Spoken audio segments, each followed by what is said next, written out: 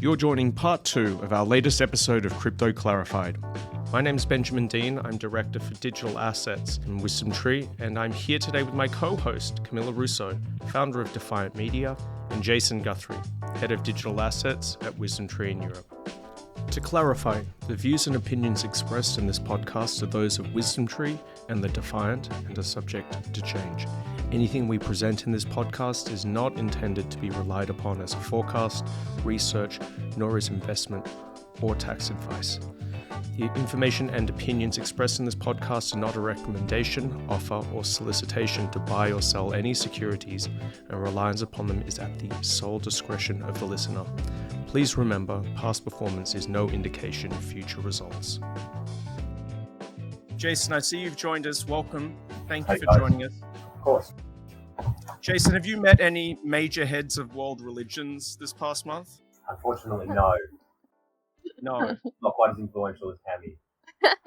Not the Dalai Lama.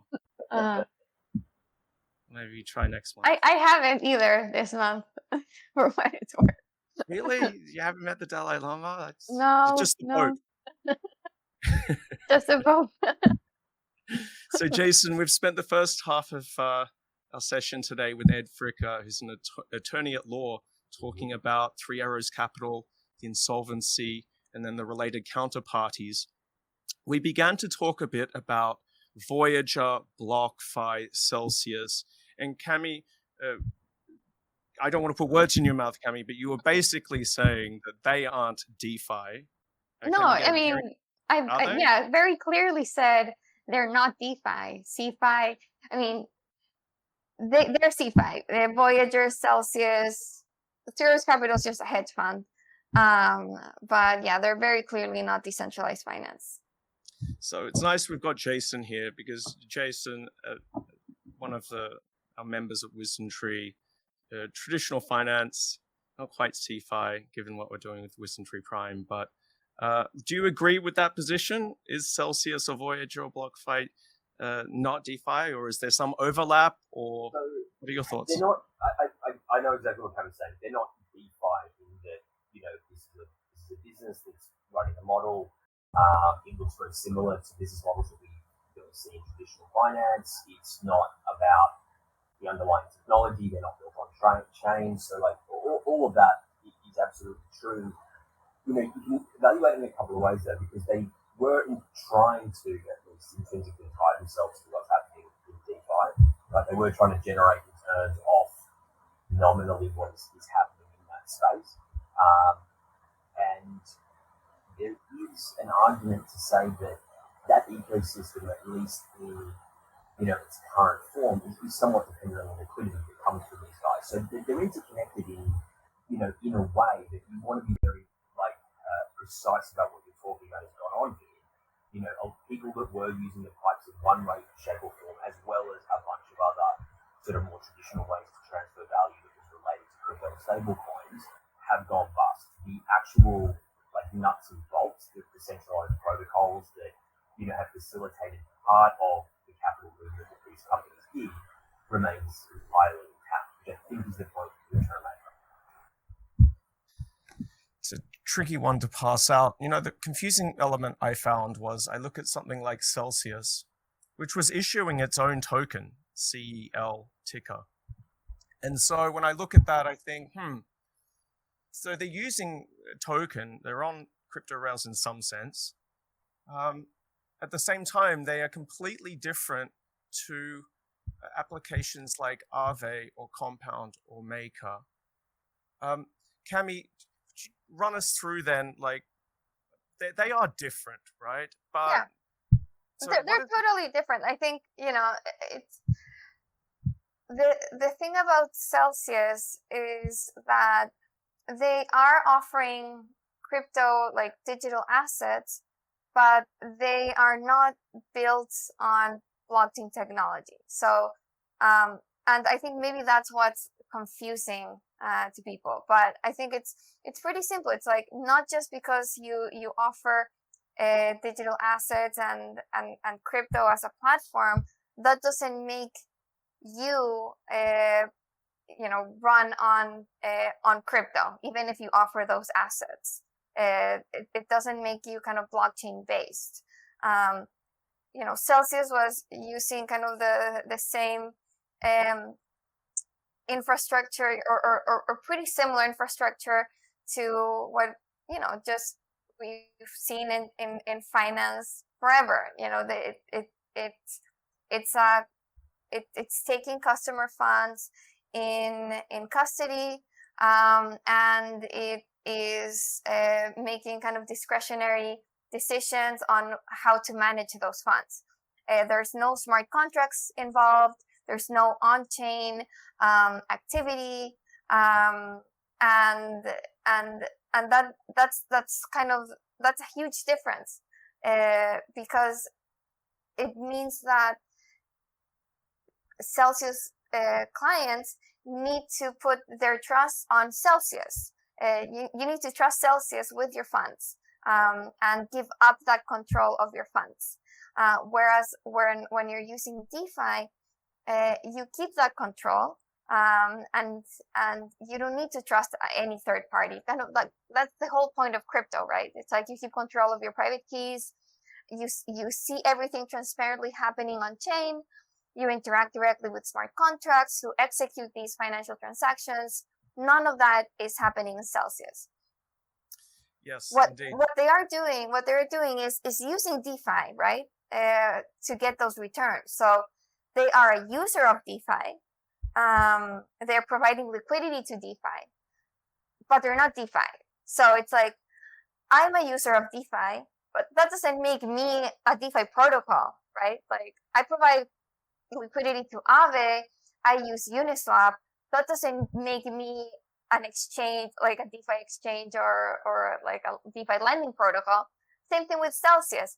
They're a centralized crypto lending entity who was using DeFi, but that doesn't make it DeFi. And they were issuing a token in the same way that Binance, stereotypical kind of centralized exchange, has its own token. But having a token doesn't make you DeFi either. Yeah, and I mean, Binance runs their own network, even a step beyond that, isn't it? The idea of self-custody. Back in my day, it was not your keys, not your Bitcoin. You didn't leave it on an exchange. You self-custody it, and you have to protect the keys yourself. We've come a long way since then, to the point where folks have trouble differentiating the two. Jason, is there a difference there between the users of a protocol and the protocol itself? And is one DeFi or not, or is one CeFi or not? The distinction is fine, but I think the labels start to fall down a little bit, right? Like, the system is only as good as the activity that it facilitates, right?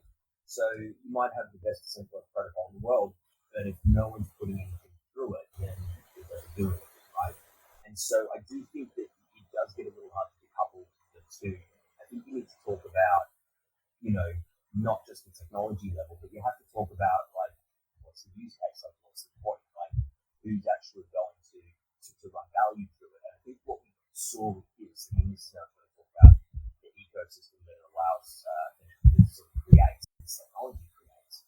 I think we've seen that it is still relatively nascent, and it's pretty concentrated, right? Like, the amount of impact that our hedge fund had, one hedge fund's trades blowing up, basically what Red House Capital was, has tanked a huge chunk of the ecosystem. And so we are still relatively narrow, right? It's a handful of people lending to a handful of other people that are just trading.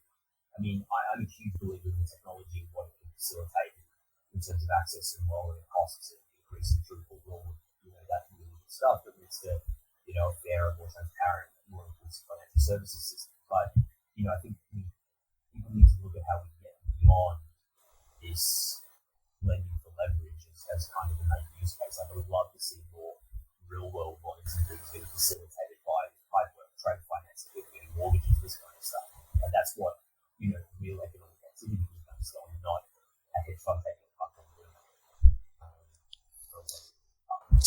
Some of these companies I've been watching, I think it was in the Defiant this week, Cami, that Celcius is repaying its loans on some of these, on Compound, MakerDAO, Aave. One can see that they're making the payments, right? What's going on there? So this has been an interesting development, and like Celcius has been paying its loans with DeFi protocols, and the takeaway there is that you can't negotiate with smart contracts, right? So it's like if there is a loan that they're really on the hook to pay, it's in these DeFi lending protocols where if Celsius doesn't meet its kind of liquidation limits, then they'll just lose their collateral, and that's it. There's like no recourse in DeFi. It's like the collateral comes under, and the smart contract will just sell it and liquidate the lender, and it doesn't care who you are.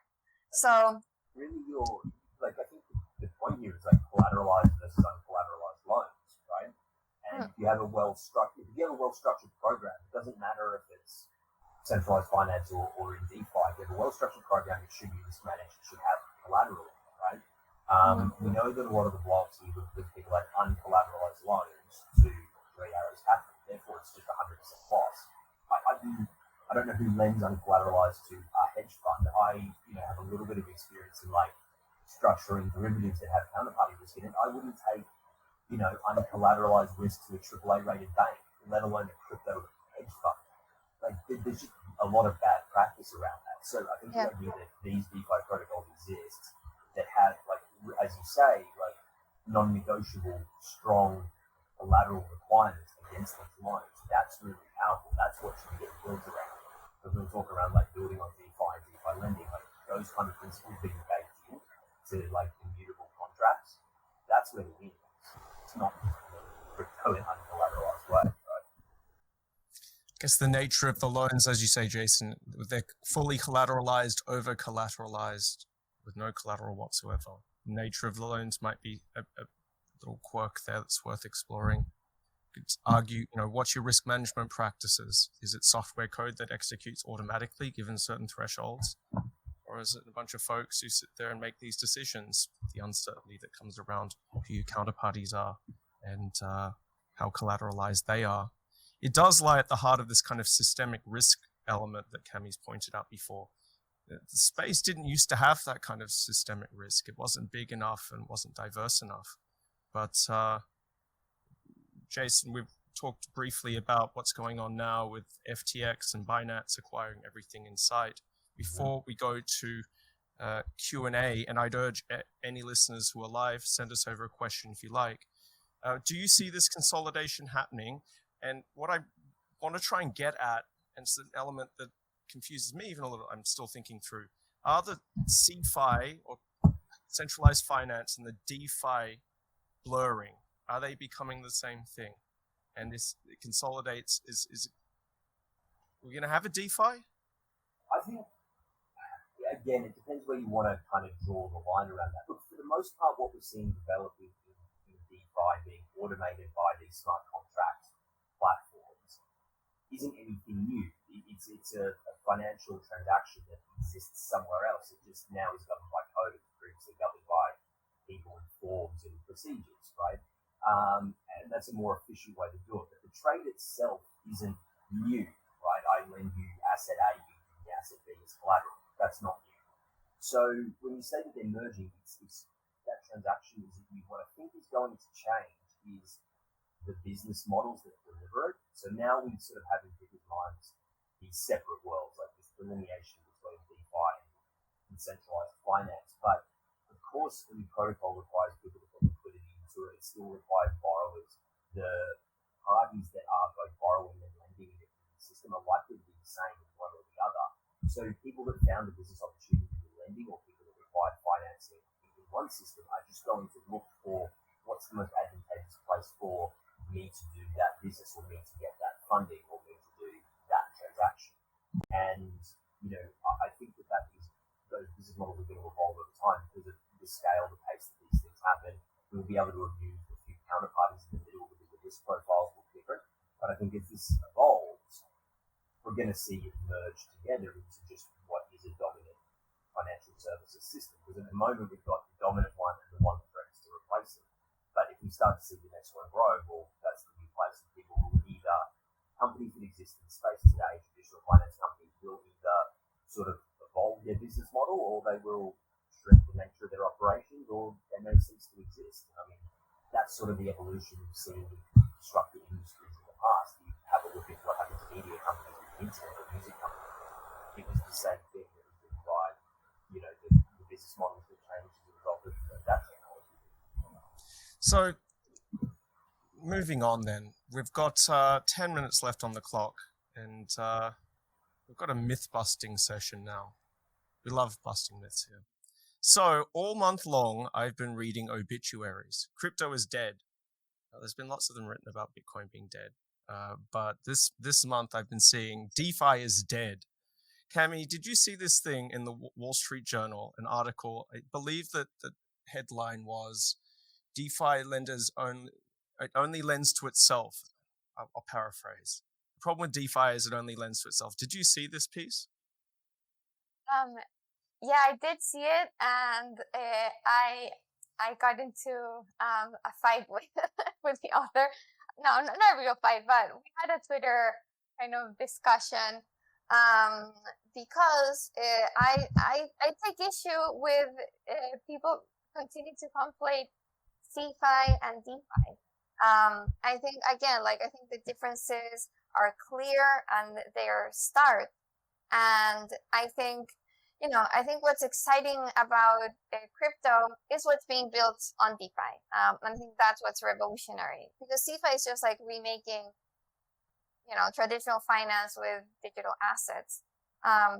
So this Wall Street Journal article was completely conflating DeFi with CeFi, and the headline said something like, DeFi lenders reckoning or something like that.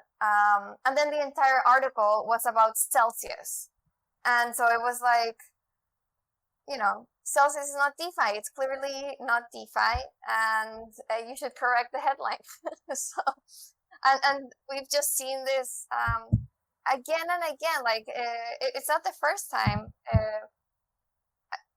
It's so many news stories are saying, like DeFi failed, pointing at Celcius, or at Voyager, and it's like, no, like CeFi failed. This just proves that the old way, the old opaque custodial way of doing finance, is worse than DeFi. DeFi has continued to run really well in this crash. Like, smart contracts have continued to execute. People have been able to continue withdrawing and depositing on DeFi lenders. Liquidations are happening in an orderly way. It's DeFi has just worked. And meanwhile, CeFi is, just a mess, and keeping customer funds and going bankrupt. Yeah, as I sit there and watch it, it's well, I'm glad I'm not the only person who spends time on Twitter telling people that. Oh no! Glad I'm not the only one. I thought that's what the app is for. Maybe I'm wrong. I pick my fights. If I took up every single one, then I'd be there all day. But I thought this one was worth clarifying. There are a lot of wrong people on the internet, and indeed, clarifying crypto. That's why we're here. Exactly. We are coming up on time. We have one question from the audience. This one actually comes from last month, so I have to apologize to this person for not having addressed it on our last session, but still, we'll bring it up here. It's a short question, and so it's one we can just kind of run over a bit. What are the assets backing crypto to create value? Is it gold? Is it a government promise? What are the assets that are backing crypto? And Jason, I'd invite you to let us know your thoughts, and then Cami, we can close with your thoughts on that question. Yeah, so I think you need to kind of decouple that into talking about two things, right? So one, there is like crypto native assets, things like Bitcoin or Ethereum that are very, very native to the platform themselves. And then there's sort of the wider digital asset conversation that's starting to represent more real world or traditional asset classes, but in that like crypto environment, the DeFi environment, right? So in the case of the latter, well-run digital assets will be backed one for one with whatever we're talking about for an underlying. So a stable coin should be, dollars or overnight government risk, basically. If we're talking about precious metals, gold should sit behind gold token. If it's equities or bonds or whatever, the exact same principle is the same. There's an evolution of that where you start to issue natively into the DeFi environment. People might do debt, people might do equity, people come into the space. Then the value of the company, in the case of equity, or the creditworthiness of the company, in the case of bonds, is what sits behind it. The same way that we get in, those asset classes today. Right, there's a legal contract, there's some enforceability, there are rights that people have surrounding that. It's just, as opposed to using central securities depository like BTC or Crest or something like that, we can use a blockchain platform to issue that in smart contracts to control the way it works. So it's more efficient, more apparent, durable, better client content, that good stuff, what it brings. There's then the kind of crypto as an asset class piece, and this is, a little harder to quantify at the stage that it is. But I'll decomp that again into like, there are sort of crypto native asset classes, basically Bitcoin or Bitcoin equivalent, where it's supposed to be a store of value, and the value comes from its scarcity and its use and how used it by a given subset of the global economy. And then there are things like Ethereum or smart contract platforms where the native token, whilst also having some degree of value, has a use case for running that network and powering smart contracts that allow for these functions to be popular. So that one's got usability. Crypto asset classes is something like Bitcoin is something you need to spend a lot of time sort of understanding how people extract value from it, how people with lack of access to stores of value are finding a use for it, a means of exchange or a way to facilitate trade. And that one gets a little bit more academic. So it is a little bit varied in how you look at that and how you think about it, but I think the number of these assets that are backed by things more traditional and people are familiar with is only going to grow over time. More and more, let's say, the traditional financial services world comes into on-chain decentralized finance sort of mode of doing business. So we've only got just a couple of minutes left. Cami, I know that Dogecoin is backed by Shiba Inu dogs, 1-to-1. But you've already kind of told us today. And Elon Musk. and that too. Elon's yeah. backed a lot of things. DeFi, you've covered it today. It is worth hitting the nail right on the head at the end, though. Like DeFi, so these assets, these tokens on these DeFi platforms, what's the value basis? Why does it have value? And you can say it's in relative to something else or just in an absolute sense. Yeah. I think Jason's point of kind of separating between cryptocurrencies and tokens is a great one. So to me, cryptocurrencies are assets that are native to a layer 1 blockchain network, right? Like Bitcoin, Ethereum, Solana, Polkadot, Cardano, those are all kind of layer 1s cryptocurrencies, and they're just backed by the network. They are created and issued by their own networks. There's an algorithm that creates them. The consensus mechanism is backed by energy in case of proof of work, assets at stake in proof of stake, and then there's a secondary market that determines the price of those assets, and that's pretty much it. There's whatever the demand is for those assets. And then there's the blockchain innovation that backs it. Means that those assets can be scarce. Even if they're digital, they can't be just copied forever. That's kind of what's revolutionary and novel about all this thing. And then there's the applications built on top of these layer 1 blockchain networks. And these applications look more like just traditional businesses in the sense that you can have something like that looks like revenue backing the token. I think a great example is the Uniswap token of the Uniswap decentralized exchange that's built on top of the Ethereum network. So the Uniswap protocol takes a fee from each swap that happens on the decentralized exchange. Those fees can be seen as revenue for the exchange. And at times, I can check now, but the revenue that Uniswap gets from its trading activity has even surpassed Ethereum revenue.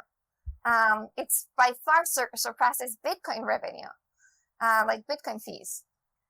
So it's not a small thing. Like they're earning millions and like billions of dollars in revenue. So that's what like this activity, this revenue, this economic activity happening on these protocols is what's backing these tokens. And then underlying all this is just like the base layer 1 network itself. Nice. Well, unfortunately, we're out of time, but it has been very nice, as always, to chat with you both. Thank you for taking the time to share your information and clarify crypto with us once again this month. I hope listeners have found today's podcast useful and informative. As a reminder, if you'd like us to cover any specific topics in future episodes, or you'd like more information, please reach out cryptoclarified@wisdomtree.com, the defiant.io for all your DeFi needs. And you can find us on Twitter @Benjamin Dean, @Cami Russo, and @Guthrie5. Thank you very much for listening. Have an excellent day.